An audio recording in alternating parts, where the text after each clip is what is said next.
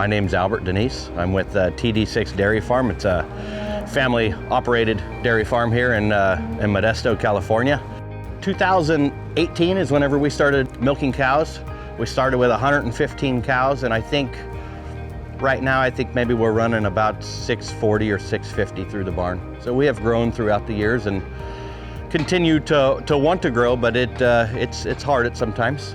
This was my dad and uncle's facility, and I'm thinking that my grandpa bought it in 52 area, something like that. They dairied here until about 1999.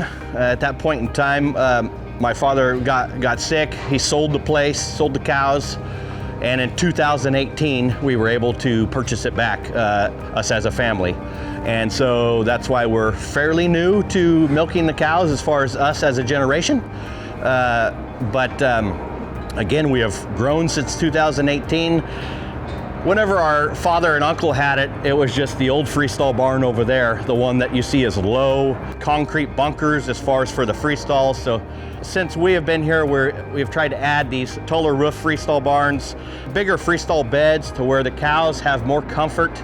They love having a nice, comfortable bed. They love being head to head and looking at each other, and I think they even talk to each other. I'm not sure, but they just, it seems way more comfort to them compared to the old freestall barn.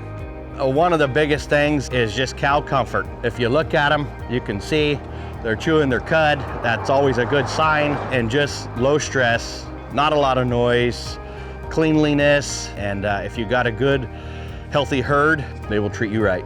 As far as our ration, it's a pretty common ration, I'm gonna say, as far as some byproducts. We use mainly a lot of almond hull, oat hay, alfalfa hay, of course, canola, cotton, rolled corn, whatever we can get our hands on at that point in time. Sometimes there's better deals at certain times of the year than there is at others.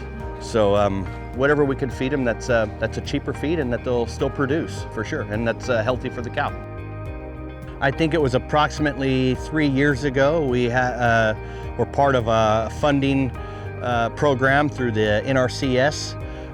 And they funded this concrete slab for us. It's right at 1 acre, 42,000 square feet, I think it is. And again, without them helping us, we wouldn't have been able to do it. This silage would be sitting on dirt. And it just makes it so much cleaner just to run a better operation. But to try to afford that yourself, it's almost impossible. Between the NRCS, the USDA, FSA, and even between San Joaquin Valley Air District, just all of them have their ways of helping us farmers in a way that we could not do it. No matter if it's concrete, if it's tractor replacement, they're the best thing. So this concrete pad, again, was funded by NRCS because it was part of a groundwater protection program, you know, so that the juices are not going into the ground.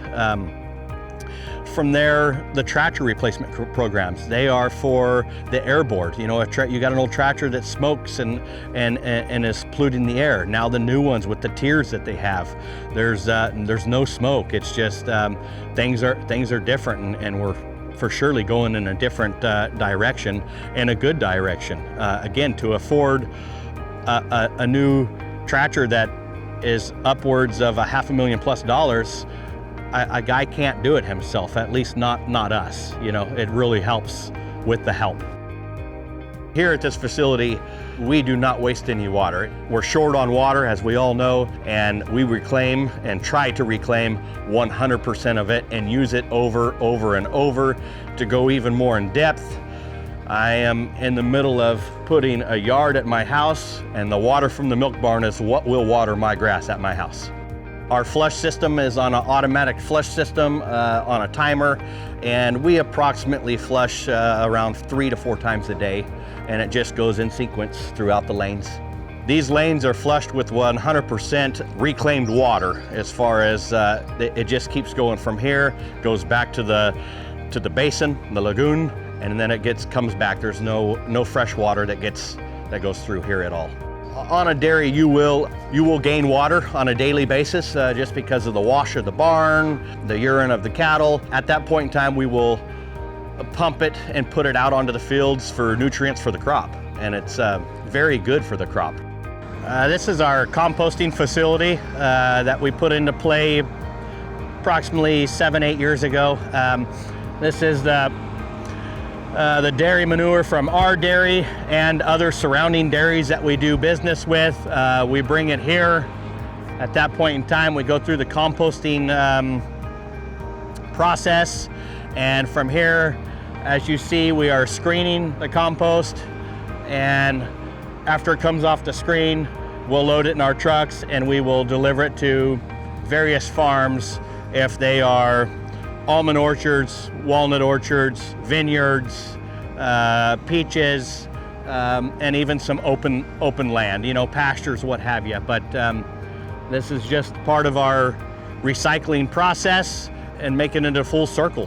One reason we started it was because whenever we started the dairy, that was one of our biggest problems was a manure overload, and we had to figure out, what are we going to do with all this manure that is made every day? And we just started small, of course, and started with composting it, putting it on our own orchards, and then pretty soon we had more manure, and we looked for outside sales, and we didn't have to look very far.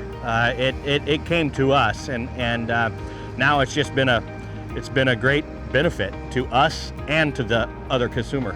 As far as the compost processing, as far as having to keep it on our footprint of our dairy, now we can bring it here, dry it, compost it, and now we can reach out as far as 40 miles where it's going. It's getting spread out throughout instead of just staying on the footprint of our dairy or somebody else's facility.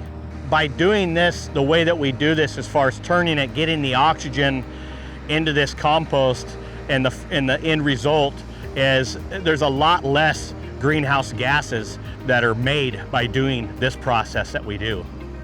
I think sustainability to us, whenever this project was brought to our attention, I had to look it up. I knew what it meant, but I didn't. And so by looking up, I kind of thought, talking it over with my brothers and the rest of the family, and we're already kind of doing it. We just didn't know it. We were already trying to collect all of our water. We were already trying to work with our manure management. We're just kind of getting guided in the right direction of how to do it and what's the proper way of doing it. And again, I think it's something that we need to do as dairymen, all dairymen, but in California especially, as far as with our lack of water and everything, to really pay attention to it, to really get into it, get involved, and know what we're doing.